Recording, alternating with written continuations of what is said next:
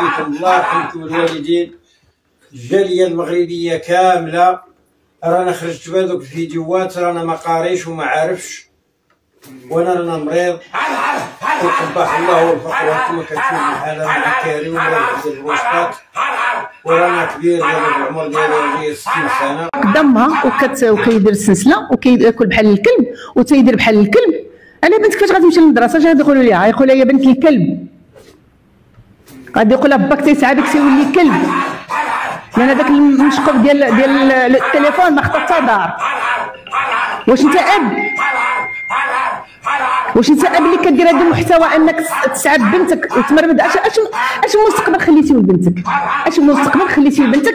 يعني انت تبارك الله صحتك ما كتبانليش بحال السيده اللي هي اليوم عند في الضابطه، ماشي مختل العقلي، ماشي مريض.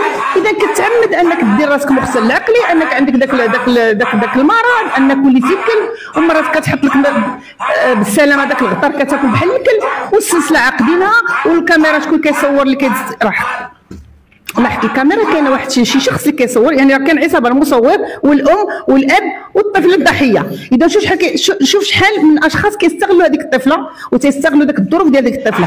الفقر كلشي كيعيش الفقر، العالم كله عنده الفقر، العالم كله عنده الفقر، ماشي غير حنا اللي بغينا نحارب الفقر ندير هذا المحتوى. وتهرس اخويا الكرامه ديال الرجل. شكون هذا الرجل اللي دار راسو كلب وبدا واحد يدير راسو حمار؟ رجل مغربي بالحيتو كيكفي راسو وتيسعى وتيرجع راسو كلب.